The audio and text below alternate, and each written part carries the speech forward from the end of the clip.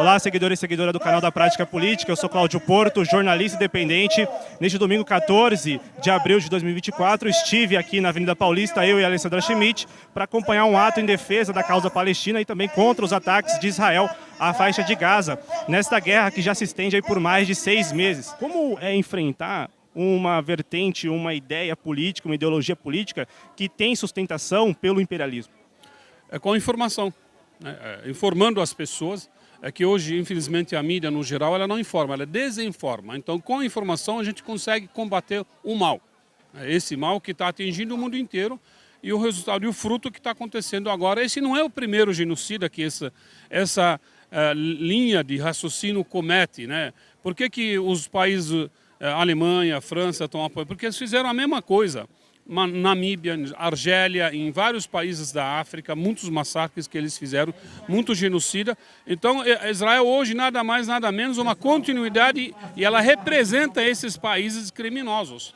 Como que você tem visto a postura da diplomacia brasileira em relação a essa guerra que já completou 6 meses? É ótima, né? A postura brasileira, principalmente do presidente Lula, foi 10. Ela foi humana.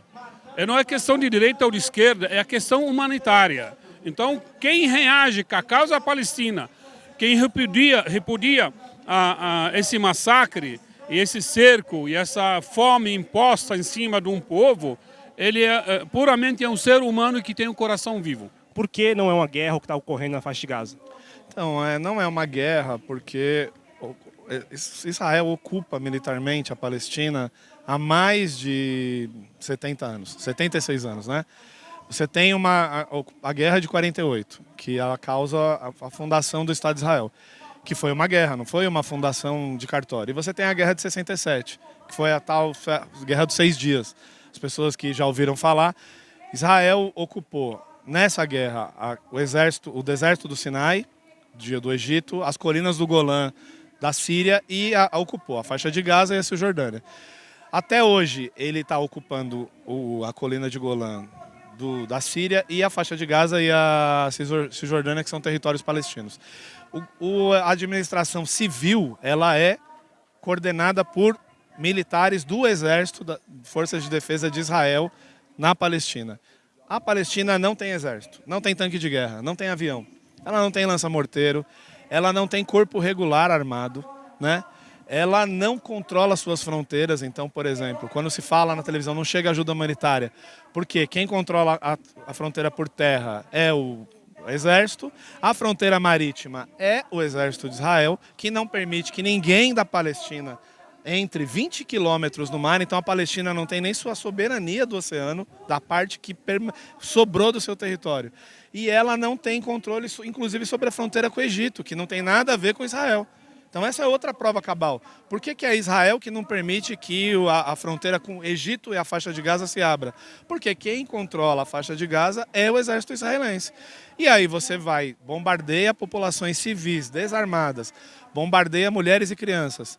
Há mais de um mês se falaram que morreram 33 mil pessoas. A mídia não acerta os dados, não sei porquê. Tem bombardeio diário, mas todo dia se fala que morreram 33 mil pessoas. Essa conta para qualquer matemático não bate, né? Como é que há mais de um mês eram 33 e continuam sendo 33? Então não morreu ninguém que estava internado, não morreu ninguém que estava nos escombros, não se encontrou ninguém que está embaixo dos prédios que estão demolidos. Tem uma estimativa que diz que Israel bombardeou mais de 80% das moradias do país. Então isso, quando a gente fala não é uma guerra, você imagina se a Rússia bombardeasse 90% do território ucraniano.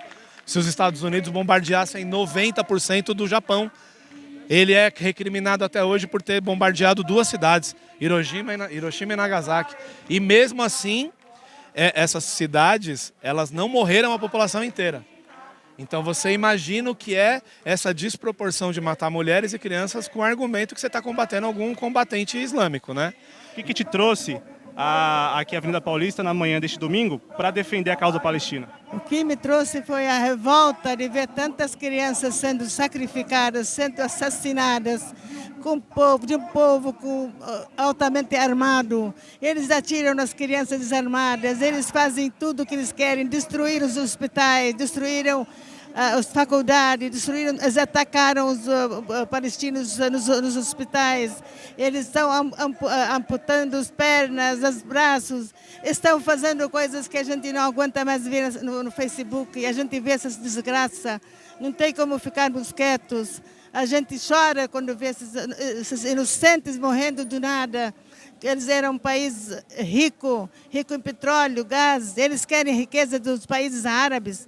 Eles não temem a Deus. Eles não gostam que ninguém veja eles. Querem fazer tudo escondido. Eles inventam insídias, são mentirosos, são ladrões de terras palestinas, destruíram a África, eles são destruidores do mundo. Não tem como ficarmos quietos a esse massacre, a esse genocídio triste que nos abala, que não deixa.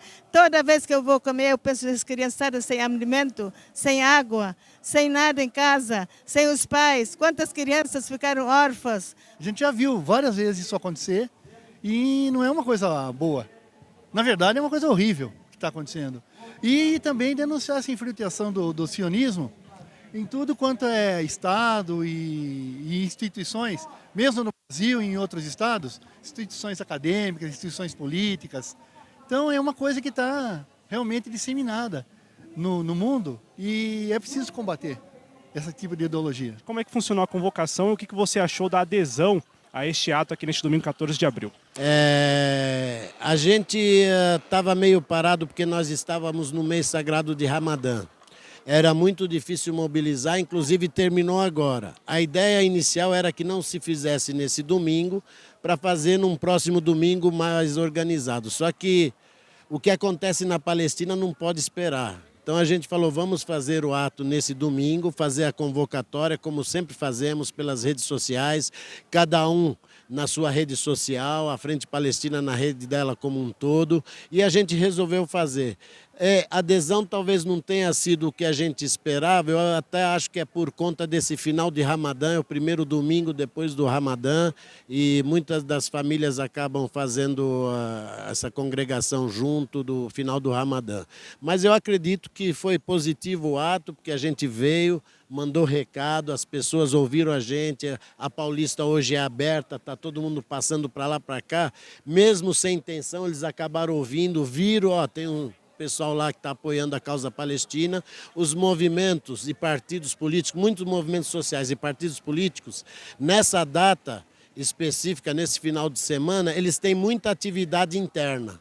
Por isso que muitos não estão aqui, inclusive deputados que normalmente estão, vereadores normalmente estão, não tiveram justamente por essa justificativa dos partidos terem atividades. Mas, no geral, eu acho que foi bom a adesão, foi boa dentro do contexto do final do Ramadã e a gente continua. Nós vamos fazer a reunião amanhã ou na terça, já planejando novos atos, seja de rua, seja institucionais, seja em sindicatos, porque a gente tem que envolver os movimentos nessa luta, que eu digo sempre, a luta do povo palestino simboliza todas as lutas por liberdade, por justiça e por direitos. Então ela é a luta de todos os trabalhadores e trabalhadoras do mundo.